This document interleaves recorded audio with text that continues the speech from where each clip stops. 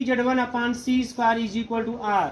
तो जब any point निकालोगे, any point on the line,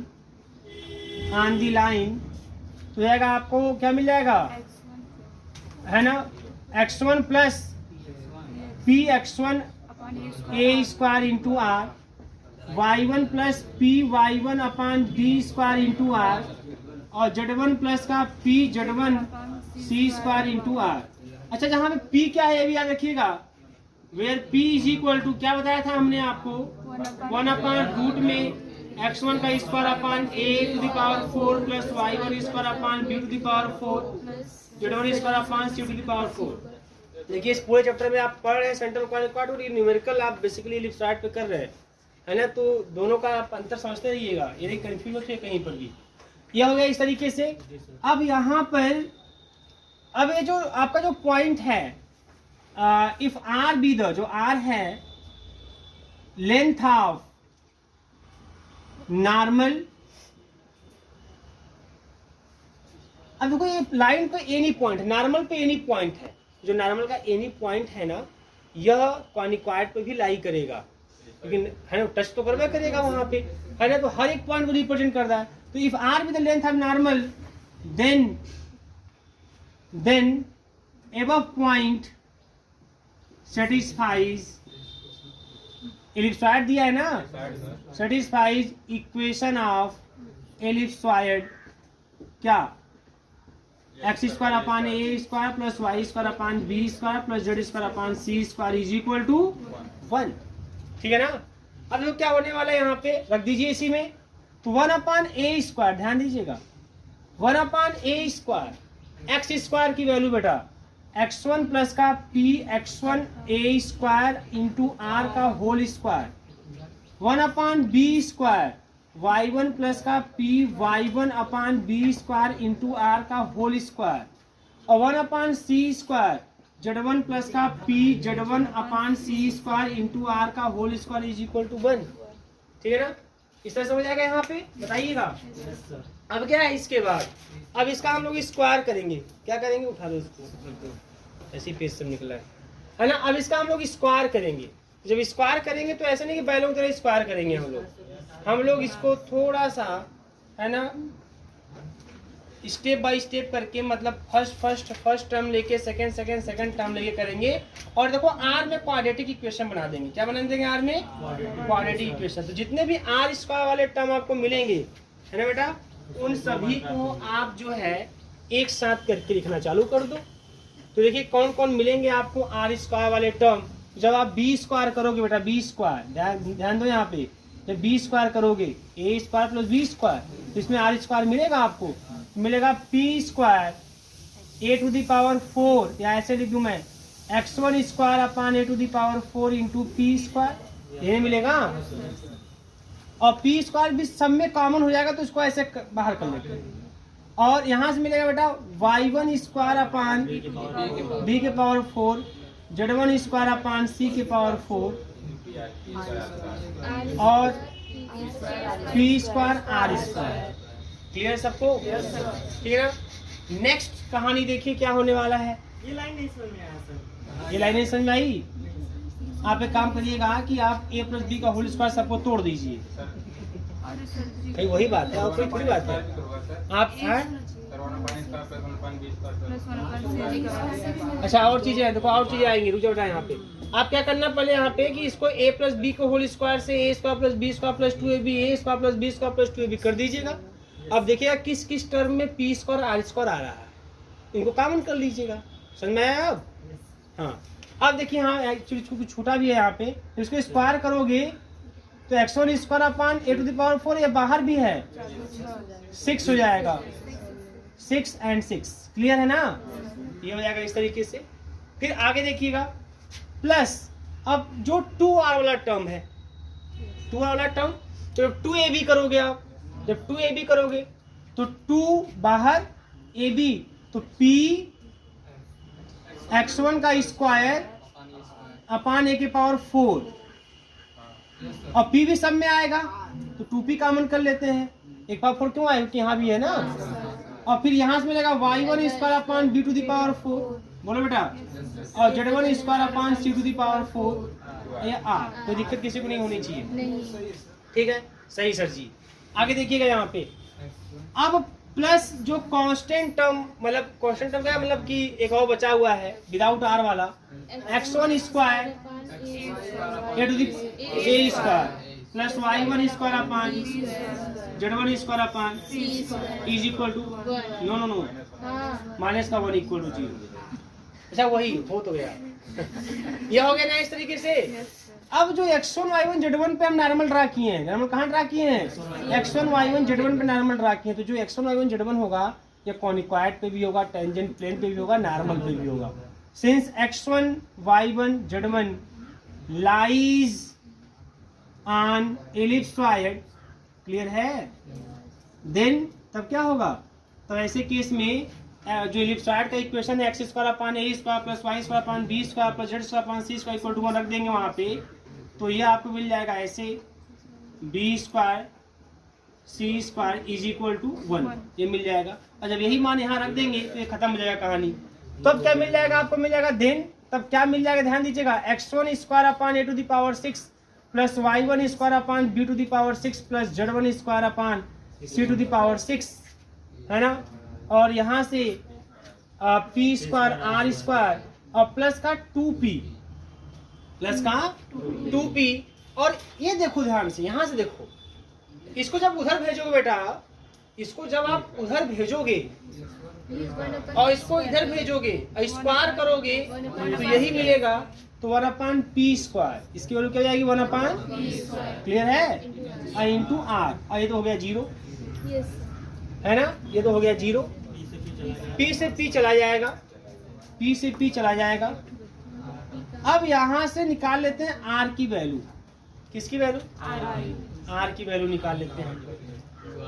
r की देखो पहले कॉमन करेंगे तो r की एक वैल्यू मिल जाएगी 0, है ना। अब दूसरी वैल्यू r की, तो r की वैल्यू 0 कोई मतलब नहीं है, क्यों, क्योंकि r का आपने क्या बोला, r is the length of the normal, तो 0 कोई औचित्य नहीं है, कोई मतलब नहीं है ना। तो r की वैल्यू 0 हो ही नहीं सकती।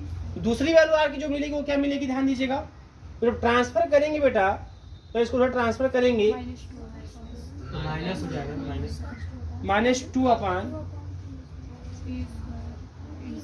p क्यूब हो जाएगा ना, क्योंकि यहाँ से p बचेगा बेटा, और ये p को उधर जब भेजेंगे तो p क्यूब हो जाएगा, बोलो, और मिल जाएगा x1 square upon a to the power 6, ध्यान दीजिएगा, y1 square upon b to the power 6 और plus z1 square upon c to the power 6, clear है ना।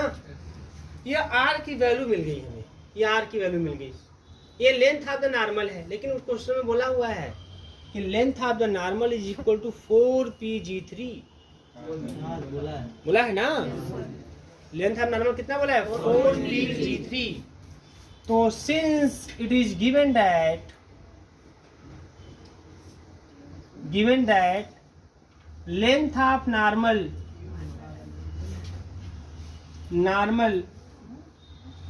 इज 4pg3, pg3 का मान आप निकाल चुके हैं, minus c square upon p है ना केवल, माइनस का c स्क्वायर अपान p। ध्यान दीजिएगा, आप पिछले 2 क्वेश्चन में आपने निकाला है pg3 का मान माइनस का c स्क्वायर अपान p, है ना। तो इसका मतलब ये लेंथ ऑफ नॉर्मल है, लेकिन उसने दिया लेंथ ऑफ नॉर्मल इसके बराबर है ना। तो देन तो क्या लिखेंगे मालूम है, then -2 upon p cube x1 square upon a to the power 6 plus y1 square upon b to the power 6 plus z1 square upon c to the power 6 is equal to -4 pg3 का c square upon p minus के साथ, है ना, बोलिएगा। अब बेटा यहाँ से क्या होने वाला है, ध्यान दीजिएगा, है ना, यहाँ से क्या होने वाला है, इनको भेजेंगे इधर, तो x1 का square upon a to the power 6 plus y1 का square upon b to the power 6 plus z1 का square upon c to the power 6, है ना। और यहाँ से 2 बोलिएगा, कैंसिल होगा, माइनस माइनस भी कैंसिल हो जाएगा, है ना, 2 बच जाएगा आपका। चलो एक काम करते हैं, यहाँ 2 लिख ही देते हैं, बोलिएगा। और कुछ बचा क्या? 2c², वेरी गुड, 2c² बच जाएगा, ठीक है ना। इज इक्वल टू, ध्यान दीजिएगा, कुछ स्टेप में कम कर रहा हूँ क्योंकि आप लोग की बाद में वेट कराते हैं मुझे ज़्यादा। इसको इधर ट्रांसफर करेंगे, अच्छा इसको इधर भेज दिया, इस p को उधर भेजेंगे तो एक p कट जाएगा, बचेगा 1/p², और 1/p² का मान फिर यहाँ से छापेंगे, 1/p² का मान यहाँ से लिखेंगे, तो x1² upon a⁴, y1² upon b⁴, z1² upon c⁴। अब कुछ नहीं करना है, ट्रांसफर एंड कॉमन, है ना। तो क्या मिल जाएगा मालूम है? x1² अपॉन x1² कॉमन कर लेंगे आप, a⁴ भी कॉमन कर लेंगे, क्या मिल जाएगा? क्या प्रूफ करना है? प्रूफ देखिए रिजल्ट, है ना। x1² अपॉन, हाँ ठीक है, काम भेजे उधर, तो बेटा x1² अपॉन a⁴ कॉमन कर लीजिए, तो यहाँ से बचेगा 2c², लेकिन यहाँ से कॉमन करेंगे a⁴ तो माइनस का a² हो जाएगा, फिर इसको उधर भेजेंगे, फिर y1² अपॉन b⁴ कॉमन करेंगे तो 2c² माइनस का b², और z1² अपॉन c⁴ कॉमन करेंगे तो 2c² माइनस का c² बचेगा। अरे वो सही तो बचेगा, काहे परेशान हो, है ना। और इज इक्वल टू क्या जाएगा? 0, लेकिन जब इसमें से घटाएंगे तो 2c² माइनस c² इसको कट कर देगा, तो z1² अपॉन c⁴ हो जाएगा, हेंस द लोकस। तो x1 y1 z1 को रिप्लेस कर देंगे x y z से, आपको आपका रिजल्ट मिल जाएगा। नोट कर लीजिए।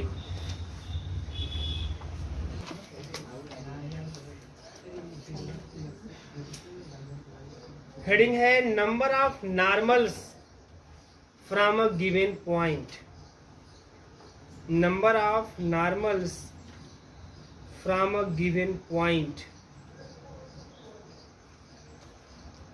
कैसा अरे number of normals from a given point,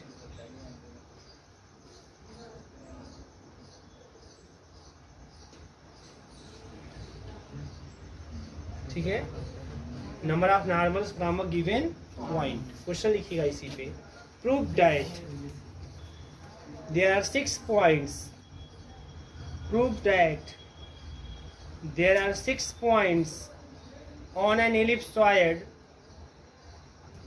there are 6 points on an ellipsoid, the normals at which pass through a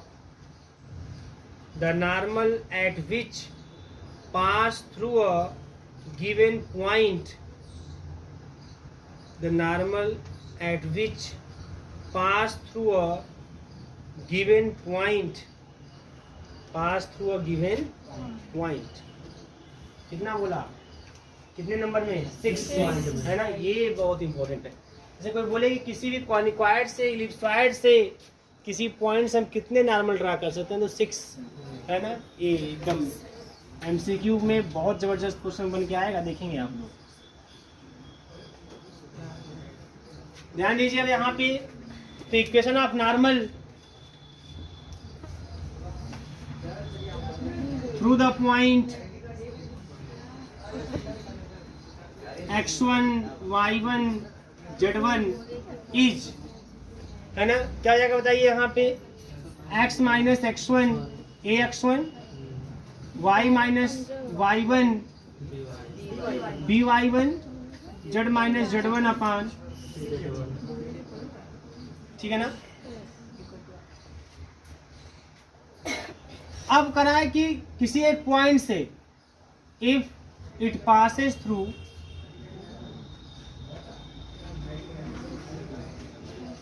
a point alpha beta gamma, then alpha beta gamma. देखो ये क्या normal कहाँ से, उसमें बोला है ना कि नॉर्मल एक पॉइंट से नॉर्मल कितना रहा है ना, तो जो जिस पॉइंट से नॉर्मल पास करा वो पॉइंट अल्फा बीटा गामा है। और x1 y1 z1 क्या है? x1 y1 z1 जो है यह इलिप्सॉइड पे वह पॉइंट है जहां पर नॉर्मल ड्रा किए हैं। इलिप्सॉइड पे वह पॉइंट है जहां पर नॉर्मल ड्रा किए हैं, या कह सकते हैं इलिप्सॉइड पे वह पॉइंट है जहां पे टेंजेंट प्लेन इलिप्सॉइड को टच किया हुआ है ना। मतलब ये जो x1 y1 z1 है ये आपका इलिप्सॉइड पर भी लाई करेगा। कहाँ लाई करेगा? इलिप्सॉइड पर भी लाई करेगा, ठीक ना। देन अच्छा, ये चूंकि अल्फा बेटा गामा से अगर पास करेगा तो क्या हो जाएगा? अल्फा माइनस x1 अपान ए x1, बीटा माइनस y1 अपान बी y1 और गामा माइनस सी z1 बराबर मान लीजिए लैम्डा या आर कुछ भी, ठीक है ना। तो यहाँ से क्या मिल जाएगा? इसको कंपेयर कीजिए, लैम्डा बराबर x1 का मान निकाल लीजिए। किसका मान निकाल लीजिए? तो alpha minus x1 is equal to a x1 lambda, तो मतलब अल्फा इज इक्वल टू, ठीक है, alpha is equal to 1 plus a lambda और x1 ये नहीं मिलेगा। बताओ बताओ बताओ बताओ, ट्रांसफर निकाल लो। तो x1 equal to alpha upon 1 plus a lambda, बोलो जी, ये नहीं मिलेगा। और then y1 is equal to beta upon 1 plus b lambda और z1 equal to gamma upon 1 plus c lambda. x1 y1 z1 also lies on ellipsoid, क्योंकि उसी पे नॉर्मल ड्रा किए हैं हम। देन एलिप्सॉइड का इक्वेशन क्या होता है बेटा बताओ? x1 स्क्वायर अपान ए square, y1 square upon z1 square upon 1। x1 y1 z1 का मान रख दीजिए आप, है ना। जब मान रखें क्या मिलेगा आपको? Alpha 1 upon A square, alpha upon 1 plus a lambda का होल स्क्वायर, ठीक है ना, और प्लस 1 अपान बी स्क्वायर और बीटा 1 प्लस बी लैम्डा का होल स्क्वायर, 1 अपान सी square gamma 1 plus c lambda whole square. ये भी रहेगा भाई, हो जाएगा। अच्छा बताओ, अब इसको कुछ करना मत, अब इसको अब ऐसे समझ लो, तो इसको अगर आप एलसीएम लेके सॉल्व करोगे, ये लैम्डा में कितने डिग्री का इक्वेशन मिलेगा? 6 डिग्री का इक्वेशन। जैसे एलसीएम लोगे लैम्डा की 2 डिग्री 2 डिग्री 2 डिग्री मल्टीप्लाई हुई लैम्डा पावर 6 मिल जाएगा। तो ये इसको सॉल्व करने पे दिस गिव्स द, है ना, इक्वेशन इन लैम्डा, है ना, and power of lambda is 6, या जो लैम्डा का जो डिग्री होगा कितना होगा? वो 6 होगा। तो ये 6 डिग्री में इक्वेशन मिलेगा लैम्डा में। समझ में आ रही है?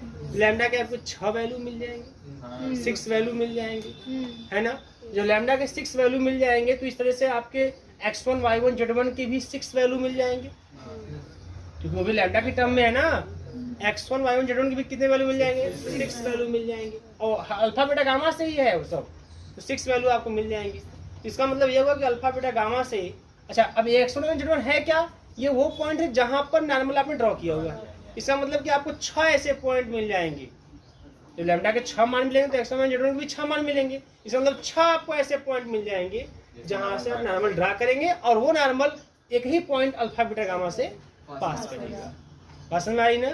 तो एक ही पॉइंट से पास करने वाले है भैया, इसमें हम क्षमा चाहेंगे, है ना, ये नहीं बता पाएंगे ये पूरा, क्योंकि इलेक्ट्रॉइड जब बनेगा तभी। क्योंकि देखिए एक्चुअली मैं कहाँ से तो लिपा होती पूरा एकदम, कहीं बाहर पॉइंट आप लेंगे, है ना, एक्चुअली कहीं बाहर पॉइंट लेने के बाद फिर उसके आप इलेक्ट्रॉइड जो बना रहेगा अब उस पर नॉर्मल ड्रा करेंगे, तो ये वो नॉर्मल होंगे जो एक ही पॉइंट से जाएंगे, लेकिन जहाँ इलिप्सॉइड पे टच करेंगे वहाँ पर परपेंडिकुलर भी होंगे उसके टेंजेंट प्लेन के। अब वो चीज़ अब समझिए, इमेजिन कर सकते हैं और कुछ नहीं कर सकते, है ना। लेकिन याद रखिएगा कि जब आप देखेंगे 3D, या तो आप जाकर मोबाइल में भी देख लीजिएगा, बहुत बड़ी बात नहीं है। लेकिन हमको नहीं लगता कि यूट्यूब पे भी ऐसी कोई बातें कोई किया होगा, है ना, कि आपको ऐसे 3D फिगर बना के कुछ मतलब कुछ दिखाया समझाया होगा, बहुत कम उम्मीद लगती है ना। तो इसको इमेजिन करिएगा ही आप लोग, और कुछ नहीं हो सकता ज़्यादा विशेष। तो ये क्या है, लैम्डा में 6 डिग्री का इक्वेशन देगा, लैम्डा के 6 वैल्यू मिलेंगे, x1 y1 z1 के 6 वैल्यू मिलेंगे। इसका मतलब कि 6 नॉर्मल आप ड्रा कर सकते हैं, क्योंकि x1 y1 z1 वो पॉइंट है जहां से नॉर्मल ड्रा किया है ना। हाँ, मैक्सिमम 6 एक पॉइंट से होकर, है ना, एक ही पॉइंट से होकर ये 6 नॉर्मल पास करेंगे, और ये 6 के 6 इलिप्सॉइड पे नॉर्मल की तरफ बिहेव करेंगे। है ना, इस तरीके से। तो इतना लिख लीजिए आप, मैं बोल दे रहा हूँ। ये पॉइंट के बाद वगैरह समझ नहीं आया सर। वो ये वही मतलब बेटा, जैसे आप समझो मेरी बात, जैसे आपने ऐसा समझो, जैसे एक पॉइंट है, आप यहाँ से ड्रा किए, यहाँ से ड्रा किए, और यहाँ भी टेंजेंट पे या परपेंडिकुलर की तरह बिहेव करे, तो यहाँ पे भी टेंजेंट पे परपेंडिकुलर की तरह बिहेव करे, तो दोनों एक ही जगह से पास किए कि नहीं, ऐसा। तो ऐसा एक पॉइंट रहेगा, वो पॉइंट कौन सा रहेगा? यही अल्फा बीटा गामा होगा। ऐसा एक पॉइंट होगा जहां से हम 6 नॉर्मल ड्रा कर पाएंगे, कहां पर, इलिप्सॉइड, है ना, ये चीज।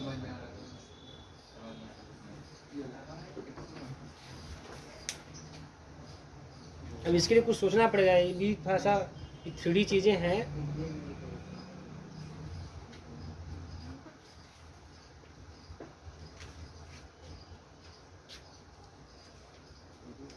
बहुत जल्दी छापिए आप।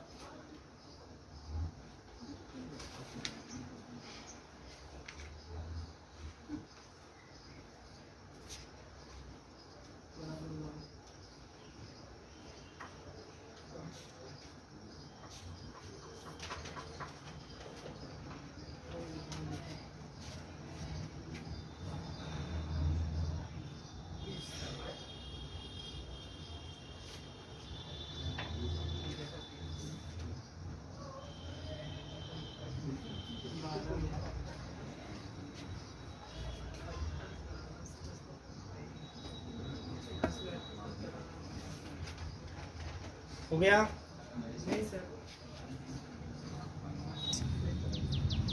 This is an equation of 6 degree in lambda. This is an equation of 6 degree in lambda, giving 6 values of lambda, giving 6 values of lambda, 6 values of lambda, corresponding to which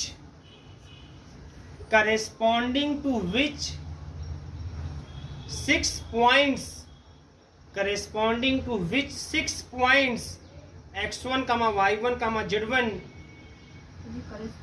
corresponding to which 6 points x1, y1, z1 are obtained। 6 point मिल जाएंगे ना, lambda के 6 value रखेंगे, x1 और z1 के 6 मान मिल जाएंगे।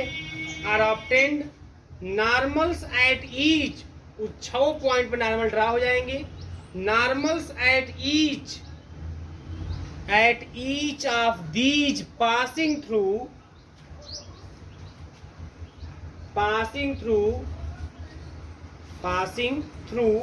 Alpha beta gamma, passing through alpha beta gamma. तो याद रहे, जब भी नंबर आप नॉर्मल या कुछ बातें होंगी तो 6 आपके दिमाग में रहे, ठीक है ना। अच्छा, एक चीज मैं आपको और बता दूं, है ना, ये बहुत डिटेल में नहीं, ऐसे बता देता हूँ आप लोगों को। मान लीजिए, क्योंकि आपको थोड़ा सा MCQ वाली बातें भी हैं, हेडिंग कर लीजिए बेटा आप, conjugate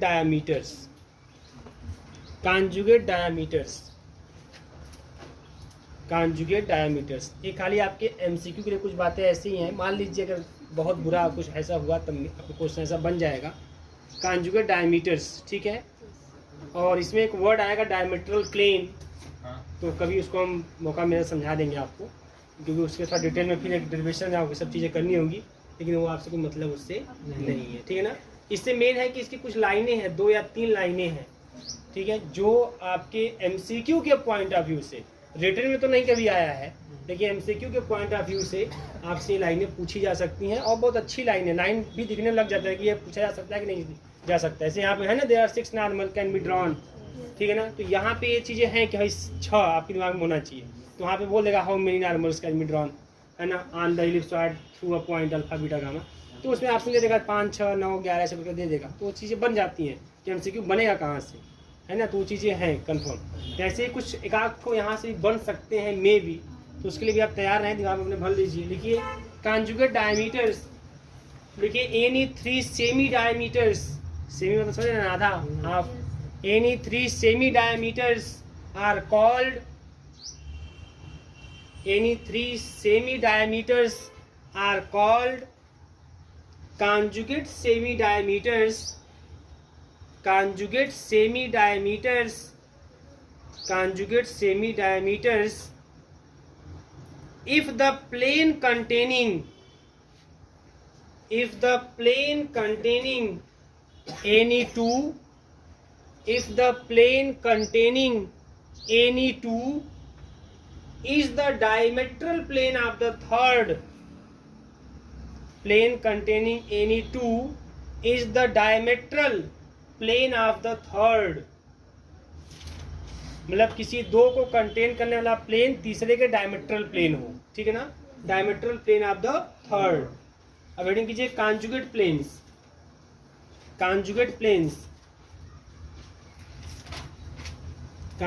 planes.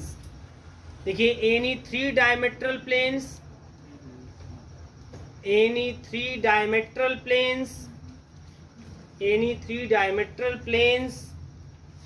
if each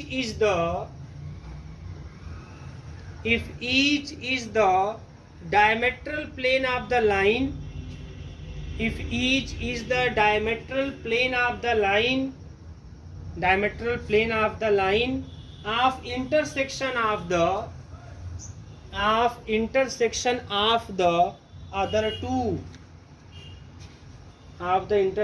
the other two. Heading कीजिए properties of conjugate semi diameters. Properties of conjugate semi diameters.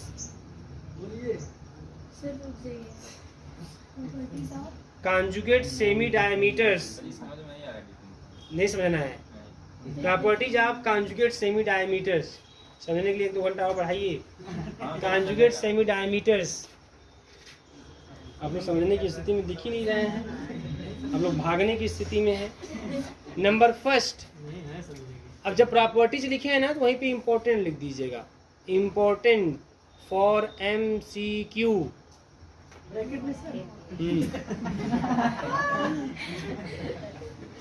देखिए number first, the sum of squares of any three conjugate semi diameters. The sum of squares of any three conjugate semi-diameters. The sum of squares of any three conjugate semi-diameters of an ellipsoid is constant. तो ये आपको याद होना चाहिए, ठीक है ना, कि क्या होता है, कांस्टेंट होता है. Second number, the volume of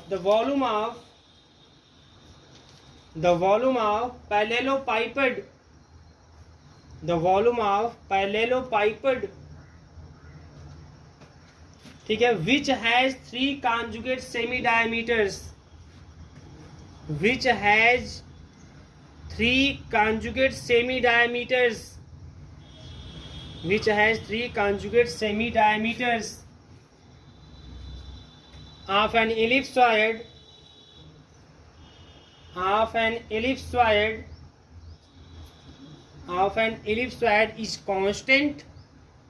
of an ellipsoid is constant, is equal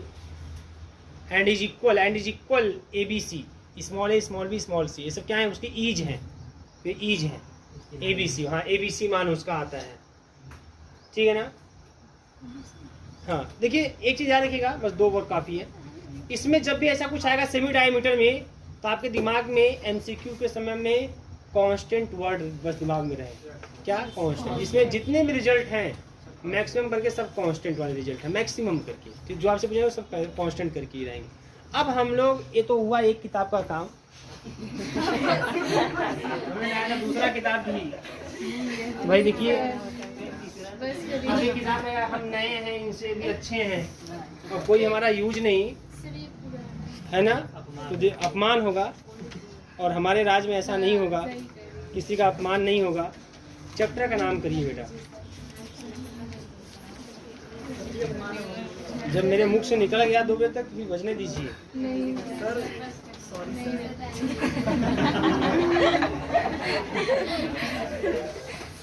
हाँ,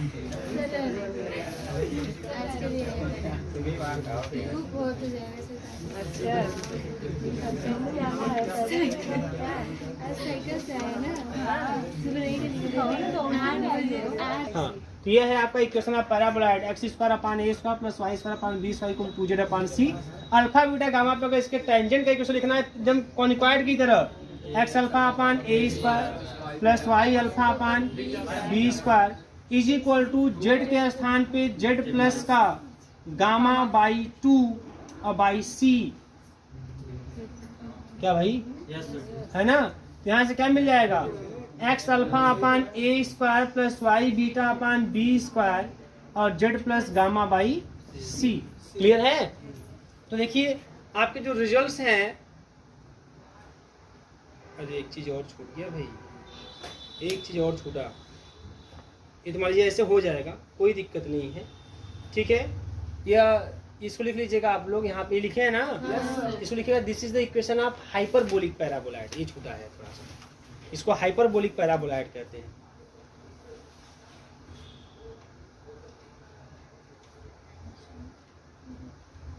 ठीक है, हाइपरबोलिक पैराबोलॉइड, ठीक है।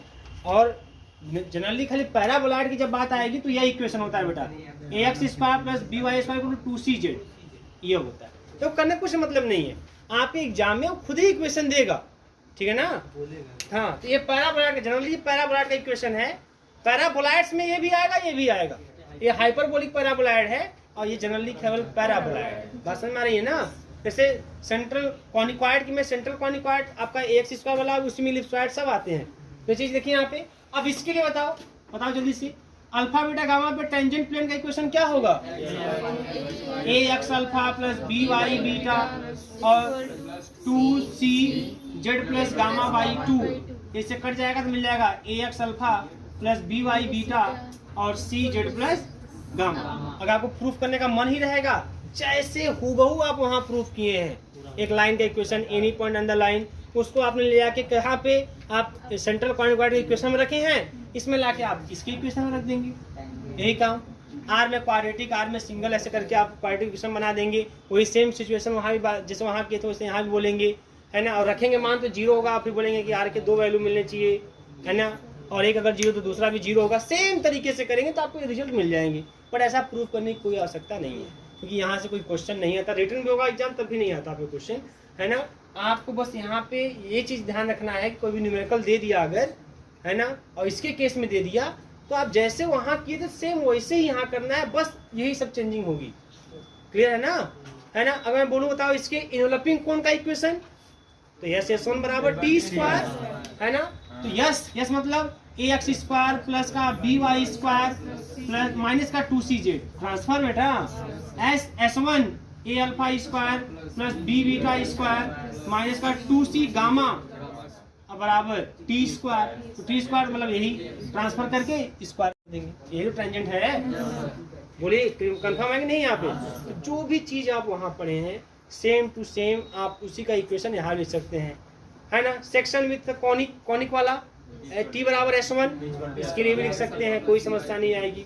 कोई न्यूमेरिकल देगा, कंडीशन भाई टच करने वाला कंडीशन, कि अगर उसमें A X square plus B Y square plus का C Z square is equal to 1 था, और कोई एल एक्स प्लस का M Y plus N Z is equal to P था, तो टच करने का कंडीशन क्या था? L square upon A M square upon B plus N square upon C is equal to P square आया था, है ना? जब वही चीज अब यहाँ पे करेंगे तो क्या होगा? यहाँ देखो क्या होने वाला है, ए एक्स अल्फा, बेटा ध्यान दीजिएगा, और बी वाई बीटा, ये टेंजेंट है, ये क्या है आपका? टेंजेंट प्लेन का इक्वेशन, और माइनस, है ना, सी जेड, है ना बेटा, और is equal to c gamma. बोलो टेंजेंट प्लेन यही ना हो जाएगा। और l x plus m y, अगर इनको ध्यान दीजिएगा, अगर इनको टेंजेंट प्लेन होना होगा तो ऐसा होना होगा, पैराबोलॉइड के लिए ऐसा होना होगा। तो A alpha upon L, B beta upon M, और माइनस का सी अपान एन, बोलो, और यहाँ से सी गामा अपान पी, है ना? ये निकल के आएगा। अब यहाँ से किसकी वैल्यू निकल के आएगी बताइए? अल्फा बीटा गामा की, तो निकालिए अल्फा बीटा गामा की वैल्यू, तो इससे कंपेयर करेंगे, इस वाले से, बोलिएगा, इस वाले से कंपेयर करेंगे तो अल्फा की वैल्यू क्या निकल के आएगी, माइनस की CL/AN, और बीटा की वैल्यू क्या निकल के आएगी, माइनस की CM/BN, और यहाँ से गामा की वैल्यू क्या निकल के आएगी, माइनस की C से C कट जाएगा, C से C माइनस P/N आएगा। अब यह अल्फा बीटा गामा आल्सो कहाँ अलाई करेगा, है ना भैया, कहाँ अलाई करेगा, ये जो अल्फा बीटा गामा की बात है, यह प्लेन, वो जो प्लेन है जो उसको टेंजेंट प्लेन कर रहे हैं उस पर भी लाई करेगा, है ना।